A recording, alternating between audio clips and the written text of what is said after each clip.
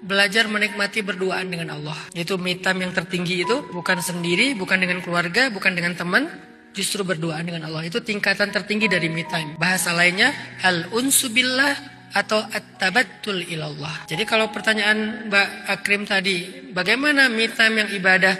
Cobalah isi me time kita tentang Allah. Tafakkur. Apa itu tafakkur? Memikirkan kebesaran-kebesaran Allah. Ya Allah hebat ya Allah, Allah agung ya, Masya Allah, Allah tuh mulia ya, Masya Allah, Allah. Bagaimana cara kita tafakkur? Objeknya semesta, langit, bumi, hutan, pohon, hewan, laut, diri kita sendiri, pengalaman masa lalu kita, semua itu bisa menjadi objek buat tafakkur, memikirkan kebesaran Allah. Dan itu bagian dari tabattul atau zikir. Wadhkur isma rabbik, ya Allah, ya Rabbi, ya Ilahi, ya Khaliqi, ya Raziqi, ya Fattah, ya Alim, ya Khabir, ya Latif, ya Jabbar. Apalagi ya Jabbar kalau lagi sedih, ya Rahman, ya Rahim, ya Karim, ya Wahhab, ya Wadud, dan segala macam nama-nama Allah. Coba kita sebut nama Allah dengan zikir-zikir kita. Makanya kalau bisa kita emang punya salah satu lifestyle kita tuh pakai cincin ini di jari kita. Alat berzikir, dan ini bukan bid'ah. Sama kayak kita pakai mic. Kalau misalnya kita lagi azan, emang bid'ah azan pakai mic? Enggak kan? Walaupun Bilal nggak pakai mic, hanya alat. Begitu juga zikir dengan alat ini. Tapi kalau mau pakai yang kayak gini, saran saya modal lah dikit. Jangan beli yang 3.500. Kenapa? Gampang ke riset. Subhanallah, subhanallah, subhanallah. Kayaknya udah 200 nih. Kok nol? Murahan sih, 3.500. Saya pernah soalnya, saya kasih ke anak saya. Mbak capek, aku udah selawat 200 jadi nol lagi, kata Yahya. Akhirnya saya beli yang ini. Ini gak mahal, cuma 80.000. Cuman karena gak di endorse, saya tutup mereknya. Beli yang kayak gini, ini ada 6 menu zikir. Jadi kalian bisa nyicil yang zikir mana aja. Itu mengisi ruang tabattul kita, al-unsu kita, atau me time-nya kita dengan Allah. Itu namanya ibadah me time. Bagaimana dengan sholat? Nabi kata para sahabat, idza hasibahul amru fazi'a ila sholat. Nabi itu kalau ada apa-apa langsung sholat. Ada apa-apa langsung sholat. Namanya sholat hajat. Nah, apakah kalau sholat kita cuma kewajiban itu nggak jadi me time? Tahu nggak? Ibadah paling tinggi di sisi Allah itu justru ibadah-ibadah yang wajib. Jadi menjalankan kewajiban itu mulia sekali di sisi Allah. Jangan dianggap terpaksa, bukan. Ibadah tertinggi dalam Islam itu yang wajib, kemudian baru yang sunnah. Ribuan kali kita melakukan yang sunnah, gak akan bisa menggantikan satu kali yang wajib. Makanya jangan sampai kita sholat duha tahajudnya bagus, subuhnya ketinggalan. Ada orang tahajudnya Masya Allah, tahajud, beres tahajud jam 4, ngantuk, bangun-bangun duha. Ribuan rakaat tahajud, berjus-jus Al-Quran tahajud, gak bisa menggantikan satu rakaat sholat subuh. Jadi menjalankan ibadah karena wajib, mulia. Menjalankan ibadah karena butuh, mulia. Menjalankan ibadah karena rindu kepada Allah pun mulia. Semua itu sesuatu yang sama-sama baik, tidak ada kontradiktif satu dengan yang lain. Ada kalanya kita beribadah karena kewajiban, ada kalanya kita beribadah karena ada butuhnya, ada kalanya kita beribadah karena emang kangen aja sama Allah. Semuanya baik, silakan dilakukannya. Asalkan tidak membatasi diri, yang wajib-wajib doang, yang sunnah diabaikan, atau nggak pernah datang kepada Allah kecuali pas lagi butuh aja. Coba perbaiki pelan-pelan. Tapi Allah tuh maha pemurah, ngerti kita banget lah. Jangan sampai kita kayak insecure datang ke Allah karena ngerasa selama ini nggak pernah datang. Akhirnya sekalian aja nggak datang, nggak gitu. Allah tuh pengertian banget sama kita. Allah tahu kamu datang pas ada maunya kan, udah nggak apa-apa lah. Karena Allah nggak butuh kita, nggak kayak kita dengan sesama manusia. Ilfil kita kalau kayak gitu kan. Allah nggak ilfil. Allah tahu kalau kita datang ada maunya. Bahkan Allah tahu setelah kita ditolong, kita akan kufur lagi. Allah tahu tetap Allah tolong. Itu ada di surat Luqman. Allah tahu bahwa mereka, ketika mereka mendapatkan, ayatnya gini, wa idza ghasyahum maujun kazilal. Ketika mereka ditimpa dengan ombak besar seperti gunung, mereka berdoa kepada Allah. Lalu setelah mereka selamat, mereka akan kembali kufur. Maksudnya apa? Allah tahu kok kalau diselamatkan mereka akan kufur lagi. Kenapa ditolong? Pokoknya siapapun yang minta tolong ke Allah pasti ditolong. Mau setelahnya kufur lagi, Allah nggak peduli. Yang penting Allah pasti nolong. Sebaik itu Allah sama kita. Kalau kita kan udah tahu dia bakal jahat lagi, kita nggak akan tolong kan? Orang belum tentu dia jahat lagi aja kadang-kadang kita nggak mau nolong karena kita udah bete sama dia, udah ilfil. Allah nggak gitu, nggak pernah trauma sama hambanya. Kita aja yang trauma dengan diri kita sendiri. Jadi kalau kita ngerasa selama ini nggak baik sama Allah, tiba-tiba ada masalah kita butuh Allah, Terus insecure, aku kan nggak pernah benar sama Allah sama ini. Dia panggil dengan azan nggak datang. Sekarang nggak ada masalah, aku datang kan nggak enak. Nggak apa-apa, datang aja sama Allah. Dengan segala kekurangan kita. Siapa tahu itu awal dari kembalinya kita kepada Allah. Kadang-kadang butuh trigger kan, masalah. Kita datang, setelah masalah selesai, mudah-mudahan kita jadi istiqomah. Jadi jangan berkecil hati atau insecure. Alhamdulillahirabbil alamin. حمدا كثيرا طيبا مباركا فيه كما يحب ربنا ويرضى أشهد أن لا إله إلا الله وحده لا شريك له الحي القيوم لا تأخذه سنة ولا نوم وأشهد أن محمدا عبده ورسوله لا نبي بعده الذي لا ينطق عن الهوى إن هو إلا وحي يوحى اللهم صل وسلم وبارك على سيدنا وحبيبنا ومولانا محمد كما ذكره الذاكرون الأخيار وصل وسلم وبارك على سيدنا محمد ما اختلف الليل والنهار وصل وسلم وبارك على سيدنا وحبيبنا محمد وعلى المهاجرين والأنصار رضينا بالله ربا وبمحمد نبيا وبالإسلام دينا رب اشرح لي صدري ويسر لي أمري wahlul 'uqdatan min lisani yafqahu qawli. Teman-teman yang dirahmati Allah Subhanahu wa taala, puji syukur kepada Allah untuk nikmat bisa duduk di dalam rumah Allah Subhanahu wa taala. Kita nongkrong sejenak di tempat terbaik, tongkrongan yang insyaallah akan dihitung oleh Allah Subhanahu wa taala seperti orang yang ribat atau orang yang berjihad. Tongkrongan yang kita lakukan antara satu waktu sholat dengan waktu sholat yang lain. Tongkrongan yang kita lakukan di tempat terbaik di muka bumi, yaitu rumah Allah. Tongkrongan yang kita lakukan di dalam sebuah aktivitas yang paling baik, yaitu mencari ilmu. Dan insya Allah tongkrongan ini menjadi salah satu tongkrongan yang dikenal dengan taman-taman surga yang ada di muka bumi. Taman surga di langit banyak, tapi taman surga di bumi cuma beberapa. Salah satunya adalah tongkrongan ilmu, atau yang dalam bahasa pesantren disebut majelis ilmu. Majelis bahasa kita anak nongkrong. Itikaf nongkrong, karena arti itikaf itu berdiam diri, menetap. Nongkrong, penjelasan dulu ya, bisa salah paham. Dan ini adalah sebaik-baik tongkrongan insyaallah, walaupun kita tetap respect dengan tongkrongan teman-teman yang lain di tempat main, di kafe dan seterusnya, karena kita punya prinsip no judgment. Kita nggak berani menjudge orang lain, walaupun kita melihat secara zahir mungkin yang dia lakukan itu adalah sesuatu yang biasa aja, tapi siapa tahu ada hal yang kita nggak tahu, ternyata dia bernilai pahala di sisi Allah.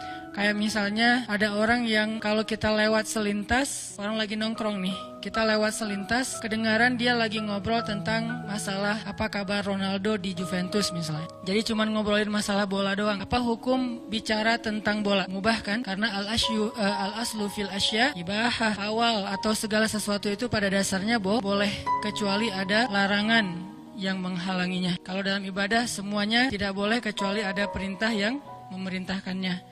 Jadi ngobrol masalah bola boleh, ngobrol masalah kuliner boleh, ngobrol masalah kosmetik boleh, ngobrol masalah olahraga apapun, main komunitas boleh-boleh aja, karena semuanya mubah. Tapi yang boleh ini, yang tadinya nggak berpahala atau juga nggak dosa karena statusnya mubah, nggak berpahala, nggak berdosa, kita nggak tahu. Kadang-kadang sesuatu yang mubah, yang tadinya nggak berpahala, karena beberapa hal ternyata dia bernilai mustahab, disukai dan berpahala. Apa alasannya Ustadz? Dari yang mubah bisa jadi berpahala. Salah satunya adalah misalnya kita lagi ngajak teman kita buat sama-sama belajar agama, sama-sama belajar hijrah. Kita nggak boleh nunggu dia hanya di masjid, karena kalau udah di masjid nggak perlu diajak lagi kan. Kita yang harus ngedatengin dia, kita harus dekat sama dia, kita harus jalan dulu sama dia selama apa yang kita lakuin itu tidak melanggar syariat. Kita jalan sama dia tapi kita nggak minum, kita main sama dia tapi kita nggak ninggalin sholat, kita misalnya nongkrong sama dia tapi kita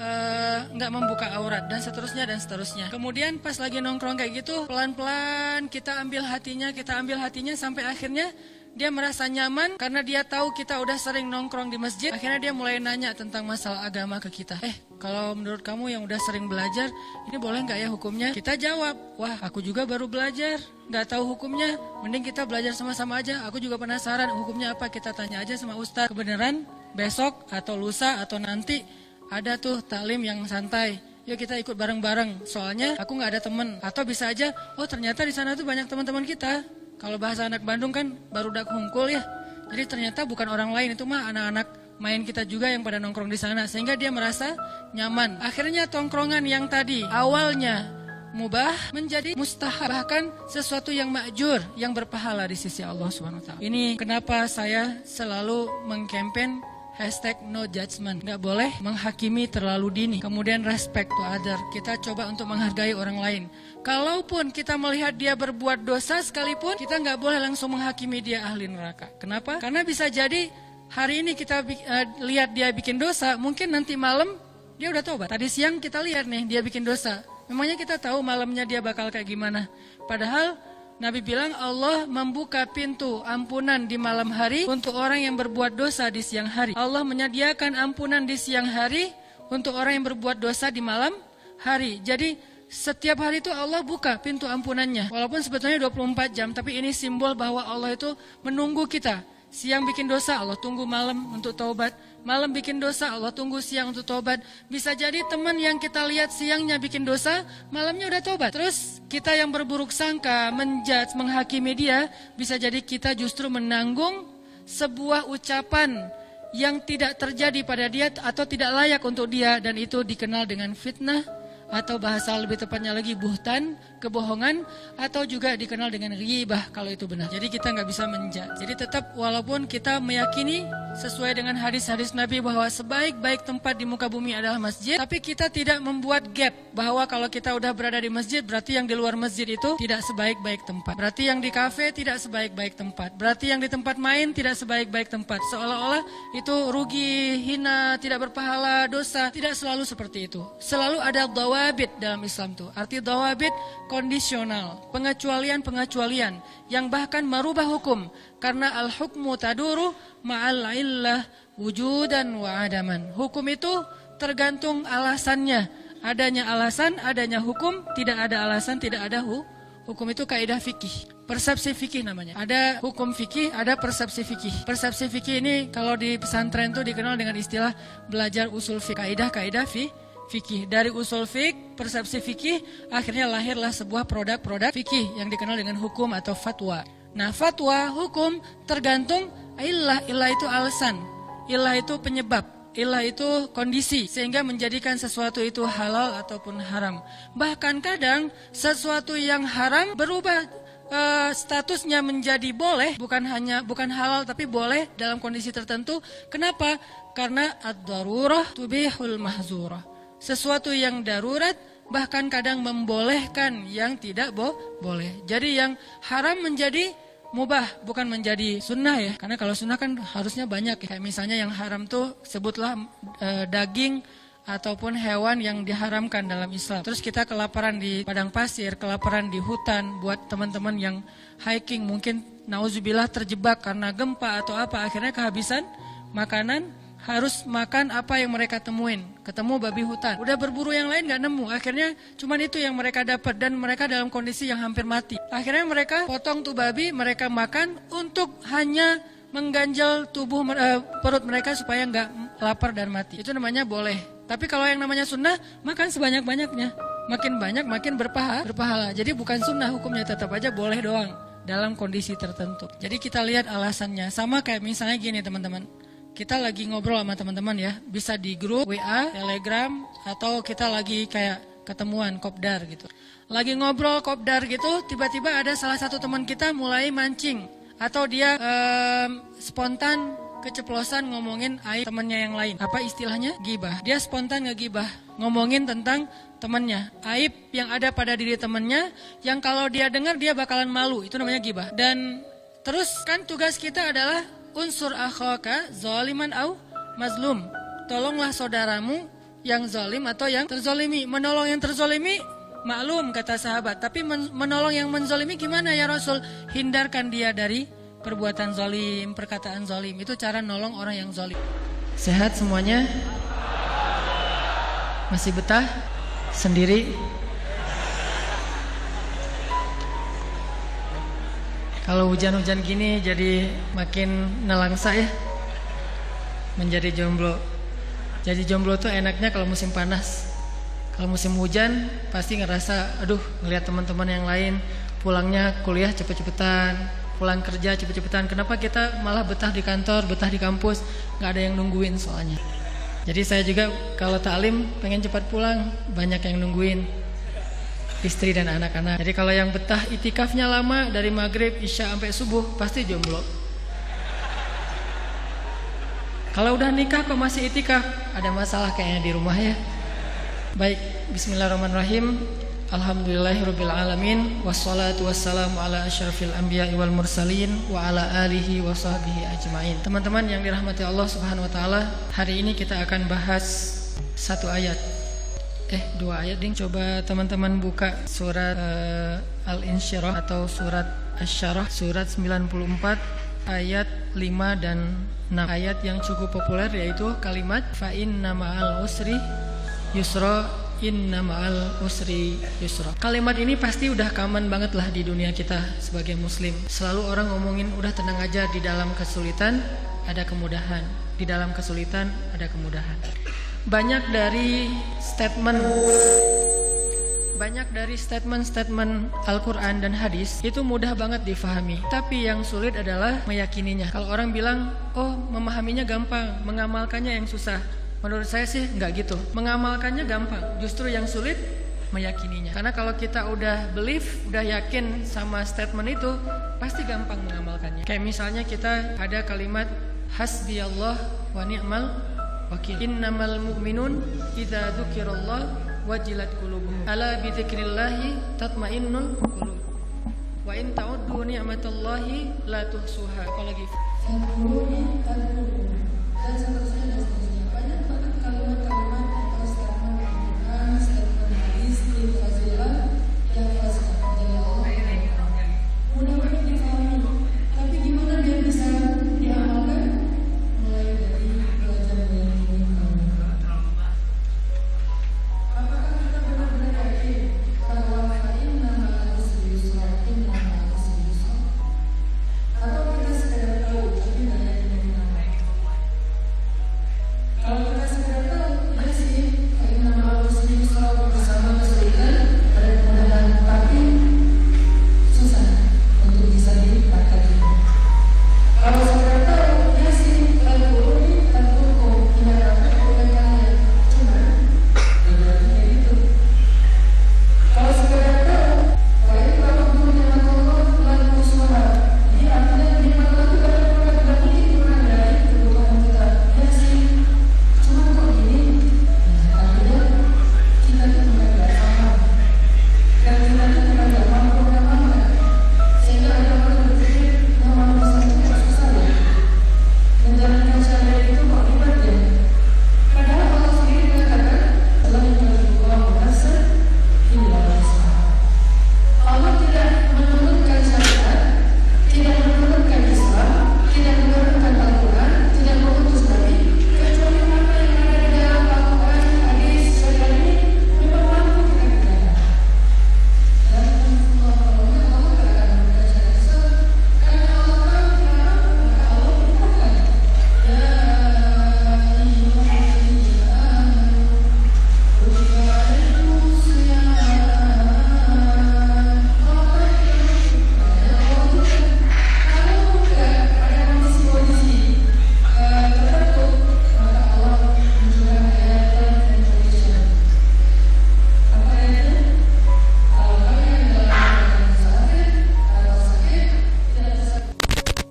Bayar fidyah nggak bisa juga, kalian boleh mengkodok, sebaliknya mengkodok dulu nggak bisa, bayar fidyah. Artinya nggak ada syariat yang kita nggak bisa menjalankan. Terus kenapa ada yang kerasanya sulit banget, susah mau putusin dia? Kenapa? Karena kita nggak yakin ada orang yang lebih baik dari dia kalau kita memutuskannya, kan? Masalah yakin kan? Kenapa kita nggak mau mutusin? Karena kita juga nggak yakin mau menyeriusin dengan menghalalkan. Putus nggak mau, dihalalkan juga nggak berani. Jadi ini kayak kurang bertanggung jawab. Kenapa? Karena dia pengen enaknya aja tapi tidak mau mengambil amanahnya. Begitu juga kalimat fa inna ma'al usri yusra. Ini bukan masalah udah ngerti belum kalimat ini? Insya Allah semua kita ngerti. Bersama kesulitan ada kemudahan. Dan bukti-bukti sejarah begitu juga yang terjadi dalam kehidupan kita udah banyak banget. Udah banyak banget cerita bahwa di dalam kesulitan selalu ada kemudahan. Itu terjadi dalam kisah Nabi Ayub, terjadi dalam kisah Nabi Nuh, terjadi dalam kisah Nabi Musa, terjadi dalam kisah banyak anbiya. Begitu juga para sahabat, para solihin. Dan kita juga pernah ngalamin pasti dalam hidup kita. Oh, ternyata gara-gara saya nggak lulus mata kuliah itu, akhirnya saya jadi ahli justru di mata kuliah itu. Gara-gara saya kemarin judul skripsinya ditolak, akhirnya saya nemuin satu judul skripsi lagi yang mungkin lebih bermanfaat kelak di masa depan saya. Artinya kita udah tahu bahwa fa inna ma'al usri yusra itu memang ada. Tapi masalahnya kita yakin gak? Apakah ketika kita ngalamin satu masalah, satu kesulitan, satu musibah, kita langsung ingat ayat ini? Begitu misalnya hilang handphone, wah, fa inna ma'al usri yusra. Bersama hilang handphone, nemu calon. Pasti ada kisah kayak gitu. Nggak mungkin, itu bukan cuma cerita sinetron ya. Ada lah yang kayak gitu-gitu. Gara-gara nggak keterima di salah satu kampus, akhirnya sekampus dengan si dia. Kan bisa aja kayak gitu, sefakultas sama si dia. Ya saya kayak gitu. Dulu pengen jadi dokter, tapi karena nilai eksat saya jelek, akhirnya saya ke Al-Azhar. Di Al-Azhar ketemulah dengan ayat-ayat cinta.